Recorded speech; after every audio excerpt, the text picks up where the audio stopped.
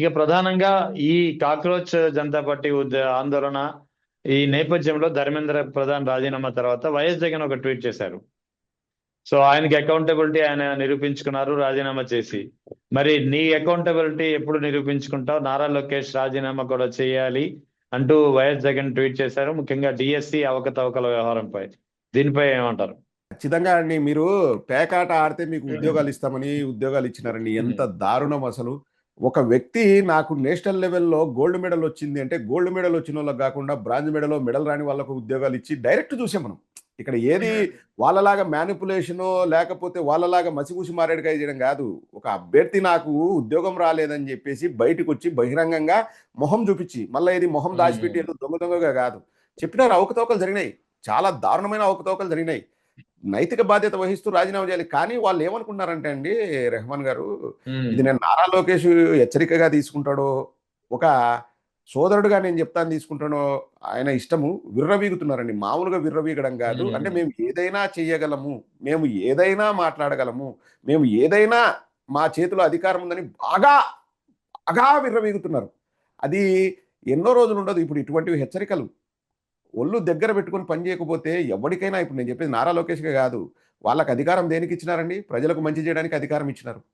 కక్ష కక్ష కక్ష ఈ కక్ష అనే దాంతోనే బతుకుతున్నారండి. ఎంత 1250 మంది మీద 1500 మంది వైఎస్ఆర్ కాంగ్రెస్ పార్టీ వాళ్ళ సోషల్ మీడియా కార్యకర్తల పైన కేసులు. రావణ్ పైన యాక్చువల్లీ అతను అరెస్ట్ చేసింది ఏదో పవన్ కళ్యాణ్ స్టేజ్ మీద అన్నాడని ఓకే, అరెస్ట్ చేశారు, బెయిల్ వచ్చింది, అరెస్ట్ చేశారు, బెయిల్ వచ్చింది, అరెస్ట్ చేశారు, బెయిల్ వచ్చింది, అరెస్ట్ చేశారు, బెయిల్ వచ్చింది. మళ్ళీ యూఏపీఏ చట్టం అంటే ఇంకా ఏదది కక్ష సాధింపు చర్యలు కాకుండా ఏమైతే ఈ ప్రజలు అన్ని గమనిస్తున్నారండి. ఇప్పుడు ఒకటి వాళ్ళు ఏమనుకున్నారంటే, మేము ఏదోటి మా ఉంది పుచ్చిపోయిన పచ్చ మీడియా ఉంది, దాంతో మేము మసిపూసి మారేడుకాయ చేస్తాము. ఇప్పుడు మొన్న చెప్పారు కదా, యాంటీ నేషనల్స్ యాంటీ సోషల్స్ అని, ఇట్లా మేము కూతురు కొడితే ప్రజలు నమ్ముతారు, ఇంకా మాకు ఓటేస్తారనే భ్రమల్లో బతుకుతున్నారు వాళ్ళు. అది భ్రమ మాత్రమే. ప్రజలకు వాస్తవాలు తెలుస్తున్నాయి. మీలాంటి వాళ్ళు నాలాంటి వాళ్ళు మనం వాస్తవాలు చెప్తున్నాం. మనం ఎక్కడా అబద్ధాలు చెప్పట్లేదు, అభూత కల్పన చేయట్లేదు. వాస్తవాలు ఇది నిజం రా నాయన, ఇది అబద్ధం రా నాయన, మనం ఇలా ఉండాలి అని మనం మంచిగా చెప్తున్నాం. వాళ్ళు అట్లా కాదు.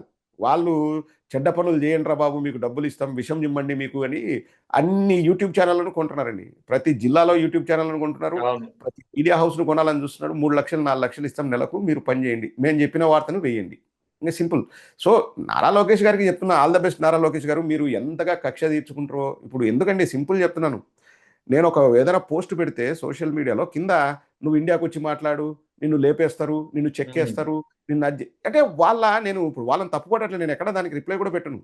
కానీ మైండ్ సెట్లు ఎట్లయిందో చూడండి. అంటే ఒక ప్రజాస్వామ్య పద్ధతిలో ప్రజల కోసము ఎవరైనా పాలకులు చేసేది తప్పు అని విమర్శ చేస్తే ఇంకా సెక్షన్లతో పని లేదు, ఇంకా అసలు ఆ సెక్షన్ ఉండాయి కూడా చూడము, ఏవో కేసులు పెట్టి ఏదో రకంగా జైల్లో పెట్టి ఏమరా సాధిస్తారంటే సునకానందం. అబ్బా చూసారా, ప్రదీప్ని అరెస్ట్ చేసాం, లేకపోతే రెహమాన్ అరెస్ట్ చేసాం, ఇంకొకరిని అరెస్ట్ చేసాం, రావణ్ అంటే ఇంకా ఫస్ట్ ఏంలే, ఇంకా నువ్వు ఏదైనా ఒక్కటి మాట్లాడితే నిన్ను అరెస్ట్ చేసి లోపల పెడతాం. మళ్ళీ చట్టాలు ఏముంది, మా ఇష్టం వచ్చిన సెక్షన్ పెడతాం, 111 పెడతాం, ఇంకోటి పెడతాం.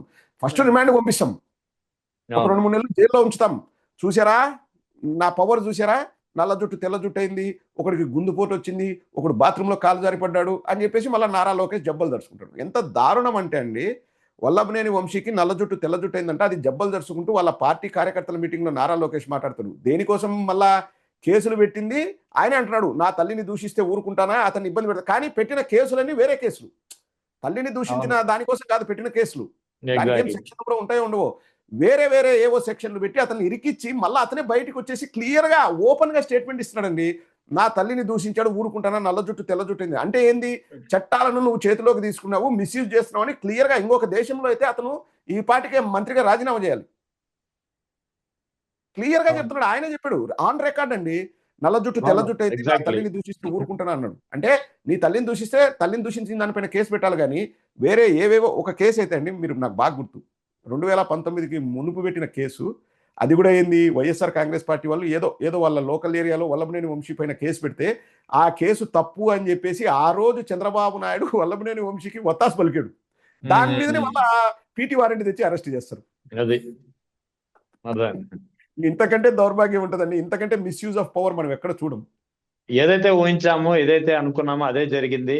ముఖ్యంగా ఎస్ఆర్ ప్రక్రియ గడువు 24వ తేదీతో ముగిసింది, పొడిగించిన తర్వాత కూడా వాస్తవానికి ముసాయిదా జాబితా అయితే ఆగస్టు 30న వస్తుంది, ఓ నెల రోజుల తర్వాత. కానీ నిన్న గడువు ముగిసిన సాయంత్రానికి ఎలక్షన్ కమిషనర్ ప్రకటించినటువంటి వివరాల ప్రకారం ఆంధ్రప్రదేశ్ లో ఇప్పటికే 45 లక్షల ఓట్లు గల్లంతైపోయాయి. సో ముసాయిదా జాబితా వచ్చే నాటికి ఈ సంఖ్య మరింతగా పెరుగుతుందా? అసలు ఏం జరుగుతుంది? అది నిజంగా అండి, అది మాత్రం సక్రమమైన పద్ధతిలో జరిగి, ఇప్పుడు ఎందుకంటే అందరు ట్రావెల్ చేస్తుంటారు, అక్కడ ఒక ఓటు ఇక్కడ ఒక ఓటు. సపోజ్ ఎందుకంటే ఎగ్జాంపుల్ చెప్తున్నా, ఒక 20 లక్షల మంది హైదరాబాద్కు వలస వెళ్ళారు అనుకుందామండి, ఉంటారు. వాళ్ళవి ఇక్కడ ఊళ్ళల్లో తీసేస్తే పర్లేదు, కానీ రాజకీయ కోణంలో వైఎస్ఆర్ కాంగ్రెస్ పార్టీ వాళ్ళవి తీసేస్తాము అని చెప్పేసి మాత్రం వాళ్ళు ఏదైనా ఒక ప్రక్రియ చేపడితే మరో ఉద్యమం మొదలవుతుందండి ఖచ్చితంగా. ఎందుకంటే మనకు ప్రజాస్వామ్యం పైన గౌరవం ఉంది, మనకు న్యాయస్థానాలపైన అపారమైన గౌరవం ఉంది. సో న్యాయస్థానాలు తలుపు దాడతాం ఖచ్చితంగా. ఇది మరొక ఉద్యమం అవుతుంది. కావాలని పేర్లు తొలగిస్తే, అక్కడ ఉండి ఆ ఊర్లో ఉండి కూడా వాళ్ళ పేర్లు తొలగిస్తే మాత్రం అది ఖచ్చితంగా మరో ఉద్యమం వస్తుందండి. 40 లక్షలు అంటే అది చాలా చాలా పెద్ద సంఖ్య, చాలా అంటే పెద్ద సంఖ్య. ఇది వాస్తవానికి నిన్నటి అంచనా ఈ ముసాయిదా జాబితా వచ్చే నాటికి. ఎందుకంటే ఈ 45 లక్షలు కాకుండా ఏదైతే enumeration forms election commission in back తీసుకుందో అవి దాదాపుగా 3,65,000 ఎన్నో 3,65,000 లక్షలు ఉన్నాయి. 3.65 crores ఎన్యుమినేషన్ ఫార్మ్స్ అందినవి. సో అందులో అవకతవకలు లేకపోతే సరిగ్గా వివరాలు లేవని చెప్పి తీసేసే ఓట్లు ఇంకా కొన్ని లక్షల్లో ఉంటాయి. ఎందుకంటే పరకాల ప్రభాకర్ లాంటి వ్యక్తులు అంచనా వేస్తున్నది ఏంటంటే ఆంధ్రప్రదేశ్ లో 1 కోటి ఓట్లు తొలగించాలనేది ఎలక్షన్ కమిషన్ టార్గెట్ అని ఆయన చాలా క్లియర్ గా అన్ని వేదికలపై చెప్తున్నారు. ఇది ఇంకా కాదండి, ఎలక్షన్ కమిషన్ అయినా ఇంకొకరైనా కానీ మనం వ్యవస్థలపైన గౌరవం ఉంచాలి. అలాగే సుప్రీంకోర్టు పైన ప్రతి ఒక్కరికి గౌరవం ఉంటుంది ఖచ్చితంగా. ఏం లేదు, ఎవరెవరు ఓట్లు అయితే పోయాయో వాళ్ళందరి చేత పిటిషన్లు వేయించడమే, ఖచ్చితంగా వేయించి కోర్టులో పరిష్కార మార్గం కనుగొనాలి. ఎందుకంటే మేము తీసేస్తాము అంటే ఇంకా అసలు ఇంకా ప్రజాస్వామ్యానికి అర్థమే ఉందండి. ఇప్పుడు నా ఓటు లేదు, ఓటు అనేది ఒక ఆయుధం. మనకు డాక్టర్ బిఆర్ అంబేద్కర్ గారు కల్పించిన ఒక ఆయుధం మనకు ఓటు హక్కు. ఇంకా నీకు ఓటు లేదు అంటే నువ్వు మూగపోయినట్టే, ఇంక నువ్వు మనిషివే కాదు. అంటే నేను చెప్పేది రాజ్యాంగపరంగా నువ్వు బ్రతికున్న శవంతో సమానం. ఎందుకంటే నువ్వు మన దేశాన్ని బిల్డ్ చేయడంలో నీ పాత్ర నువ్వు కోల్పోయావు. ఇంకా అంతకంటే దరిద్రం, దౌర్భాగ్యం ఇంకోటి ఉండదండి. ఒకవేళ కేవలం ఒక రాజకీయ పార్టీకి సపోర్ట్ చేస్తున్నారు, మేము ఎలక్షన్లో గెలవాలి అనే ఉద్దేశంతో గన ఈ ఓట్లు తీసేస్తే మాత్రం ఇంకా నాకు తెలిసి దేశంలో అతిపెద్ద ఉద్యమం స్టార్ట్ అవుతుందండి. నీట్ అనేది టీజరు ట్రైలర్ మాత్రమే, శాంపుల్ మాత్రమే. అతిపెద్ద ఉద్యమం మొదలవుతుంది. ఇది మంచిది కాదు, ఎవరికైనా కానీ మంచిది కాదు. ఇప్పుడు ఒకటే అండి, అధికారులకు కూడా మనం కోరుకునేది ఏంది, ఒరే నాయనా నీకు ప్రభుత్వము డబ్బు ఇస్తుంది అంటే ఎవరిది, ప్రజల ట్యాక్స్ పేయర్స్ డబ్బు నీకు వస్తుంది. వాళ్ళకి అన్యాయం చేయడం ఏంద్రా, నువ్వు ఈరోజు నీ నోట్లోకి 4,000 పోతున్నాయంటే కష్టపడేవాడు ట్యాక్స్ కడతంటేనే నీకు డబ్బులు వస్తున్నాయి. నువ్వు ఆ ప్రజలకు అన్యాయం చేయడం ఏంది? ప్రతి ఒక్కడు బాధ్యతతో చేయాలి. ఇప్పుడు సరే ఒక రాజకీయ నాయకుడు వచ్చేసి ఎలక్షన్ కమిషన్ను లేకపోతే జ్యుడిషియరీ సిస్టమ్ను ఇంకో సిస్టమ్ను ప్రభావితం చేయాలంటే నీ విజ్ఞతకు ఏమైంది? నువ్వు అది కదా ఆలోచన చేయాలి. నాకు జీతం ఇస్తున్నారు, నేను భారతదేశానికి మంచి చేయాలన్న కనీస జ్ఞానం ఉండాలి కదా. ఇప్పుడు నీ పిల్లలు, నీ ఇంట్లో వాళ్ళు ఆ డబ్బుతో వాళ్ళు ఏం భోంచేస్తారు? ఆ పాపపు సొమ్ముతో వాళ్ళు బాగుపడేది ఏంది? ఒకటి, ఇప్పుడు నా డ్యూటీ ఇది, నా డ్యూటీ నేను సక్రమంగా చేస్తే బాగుంటుందా? లేదు, ఇంకా మళ్ళీ దాంట్లో కులాలు, దాంట్లో మతాలు, దాంట్లో పార్టీలు, దాంట్లో వర్గాలు ఇవన్నీ ఆలోచించి ఎందుకురా నాయన దేశాన్ని నాశనం చేయడం? ఇప్పుడు ఓటు హక్కు ఉన్నవాడు ప్రతి ఒక్కడు ఓటు వేయాలండి. వాడు ఎవడికేస్తాడనేది వాడి ఇష్టం. అందుకనే కదా మనం ఓట్లు అనేది క్లోజ్డ్ చేంబర్లో ఓటేయమని చెప్తాము, మనం బహిరంగంగా ఓటేయమని చెప్పట్లేదు కదా. ఓటు మన హక్కు, మన ఇష్టం వచ్చిన పార్టీకి ఇస్తాం, కనీసం వాడికి ఓటు ఉండాలా. సర్లే మొత్తం అన్ని కూటమికి వేసుకోమను, అది వేరే విషయం, కానీ ఓటు అనేది ఉండాలి కదా.